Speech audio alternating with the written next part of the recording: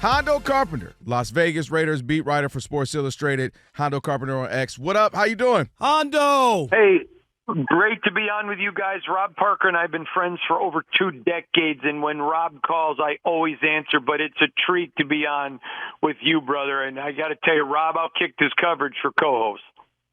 You know what? I appreciate you giving the kind words. So then you know what I'm dealing with. You've been dealing with it for 20 years. That's I've been dealing with it Hondo. for a little over a year. Hey, we go way back, no doubt.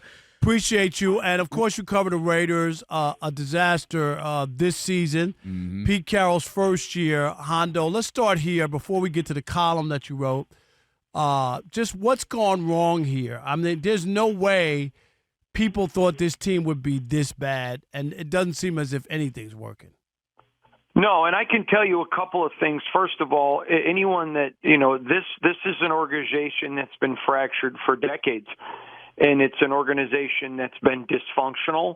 It's an organization that hasn't operated well. And I'm going to tell you, and, Rob, you've known me for 20 years. You can vouch for my integrity as a journalist. I'm not a Raider fan.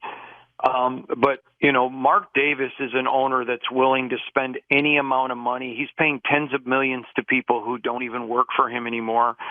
And everybody wants an owner who will stay out of the way and let things happen. But the problem is there's been a lot of bad advice as he's learned how to be an owner. His dad didn't train him like Jerry is training his son in Dallas. And so, there's been a learning curve. But here's the problem. Pete Carroll is a great coach. You can make an argument he's one of the top 5 all time when you look at the fact of what he did in college and what he did in the pro. And everywhere he has succeeded and he has been elite, he's been allowed to steer the ship and be true north. And for people who say, well, what about the last little bit in Seattle, the organization was going through a shift and he was no longer that voice. And so everywhere he hasn't been in charge, they've not been successful, and everywhere he has, they have. So they brought him in, and he has not been the voice. He's not been the true north. And so anyone who's shocked by that, by the results, well, this is, they've not been elite when he's not the boss. And the sad part is why in the world wouldn't he be? It goes back to Antonio Pierce, who a lot of people owe an apology to. He didn't want Luke Getsy. He didn't want all of the staff he was handcuffed with. And then, Pete Carroll gets Chip Kelly, who, by the way, I want to give Chip credit. Everybody's got bosses. But Chip Kelly came in, and this was Chip Kelly's offense. Chip ran it. Pete may have been the head coach. It was Chip's offense. Okay, but here's let me say this, Hondo, and I get your point. But if this team was, what's their record now? Where are we? They're 2-11. Okay, so if they were 11-2, no one would be talking about that. Pete has 100% agree. Pete wouldn't have anything to do with this. This is about Chip Kelly. This is about all the other people who are making it, the decisions, right? That we would not have that conversation. Pete Carroll would get credit for what has happened. Now, here's my beef, let me tell you why I disagree with you on that. I'm gonna vehemently disagree. So you think that it'd be 11-2 in his first 2 years, and the talk would not be about how great Pete Carroll was to turn this team around? If they were 11-2, I would be talking about the tremendous job that Chip Kelly is doing. He's running the offense. But Pete would would get credit, Hondo. What a guy! What a resurgence! Exactly. Why is this working for him and not Bill Belichick? He would be getting a ton of credit. Okay, I don't want to get too bogged down with that. Because I really want to get to this. No, but wait a minute, because I don't want to get overshouted. You brought me on as a guest. I want to clarify something. I would absolutely be giving Pete a ton of credit, and I would be giving it to Chip though also. I wouldn't be. There's blame here for everybody, and there would also be credit. All right, here's the other part. So your column you wrote, and you weren't advocating for Pete Carroll to be fired, even though I think that he should be fired, even after a terrible first year, just because everything to me is not right. But that's not what you advocated in the column.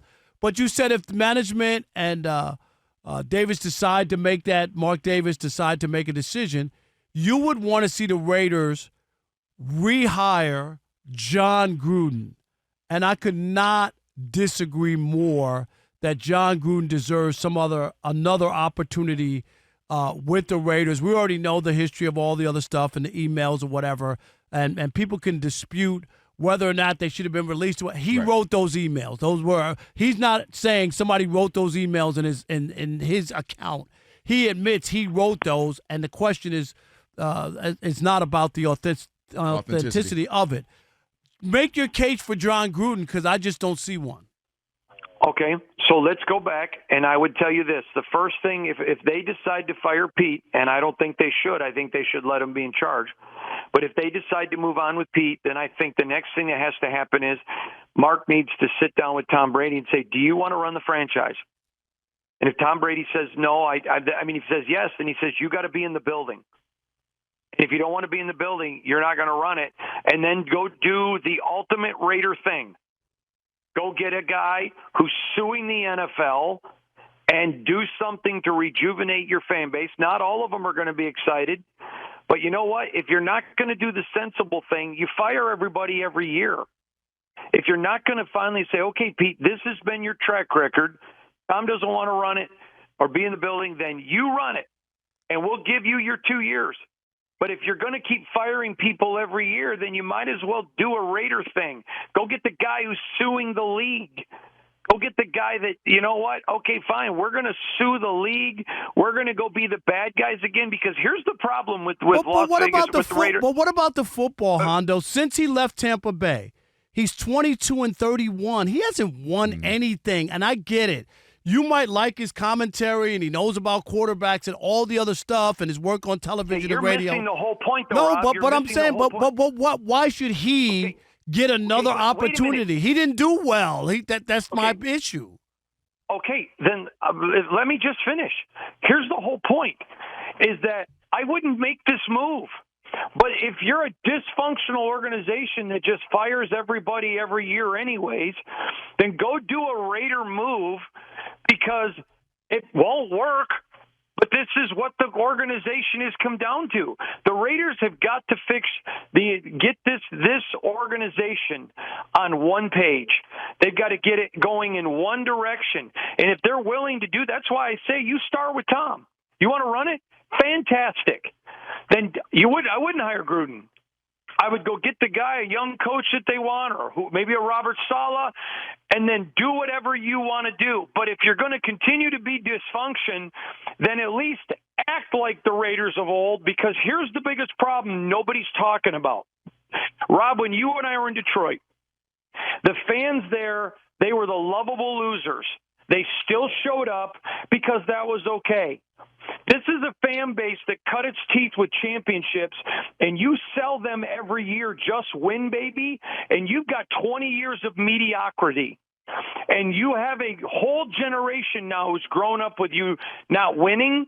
I've had dads email me, their kids won't even go to games with them. And so if you want to rejuvenate a franchise that's becoming angry and apathetic, you go do a Raider move. Go do something that puts them in fire and saying there's blood in our veins. The point is, I don't think Gruden's the answer either. But this organization has to do something to get its identity back. And if you're not going to stick with a guy who's won championships and the pros and championships in college, a guy who comes with the track record and the resume of Pete Carroll, and let him run it, then just go do something Raider. But right now, the organization doesn't have an identity. What would you guys say of it? It's not just win. All right. Well, yeah, it ain't. Well, they ain't winning. That's for sure. It has been bad. And as you mentioned, that Detroit used them lovable losers. They were able to turn it around. We're rolling time here. I'll let y'all two talk. You know, y'all having some old memories. I thought I was sitting here. No, go ahead. No, I feel like I'm just listening to you two having some beers in the holiday. So with some eggnog going on up in here. No, I'm gonna jump in real quick. We got a short time. One of the things you can start to consider, and it sucks because you may have to do it, he's your best player, but do you consider trading Maxx Crosby, start to get some assets, some younger people, maybe lose some of the payroll? Is that something you would consider? Because people have always said he's probably tired of losing there. Well, I can tell you this. I've known Max a long time. He loves being a Raider. His whole body is tatted with Raider stuff. I've known him back since he was a freshman in college. And he wants to be there, but last year when he got his new deal, it wasn't about money with him. He is an elite football player. He is a unicorn. And if he were on a better team, he would be discussed as the best defender in the NFL. Agreed. And what I would say to you is this: it's not fair because Max isn't chasing the dollars. He has tens of millions in business investments outside of the NFL because he's tremendously intelligent with his money. This is not about money. He wants to win, and the Raiders owe this to him. You have wasted 7 years of that man's career. And I'm going to ask you, at 2-11, this is not popular. This guy shouldn't be playing anymore this year. All right. Hey, Hondo. If you're going to keep him, can't risk him. That's true. Appreciate it, my man. Happy Thank holidays to you. Hey, I love you, Rob. Love you guys. No doubt. Thank you, Hondo. Happy holidays to you and the family. Rob G. You too, buddy. Love you. No, appreciate you. Next time you book him, just tell me to stay home. That's sorry. Yo, let me tell you. So in 1988, you said, yeah, well, no, Rob, you remember when I shot you that text? Okay, all right. Was that the last call? No, last call. Because the way y'all just talk, I thought it was the last call.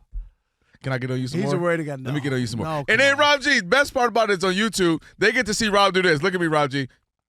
Pointing to me like, okay, you get the next one. Hondo, let me say this, Hondo. Let me put.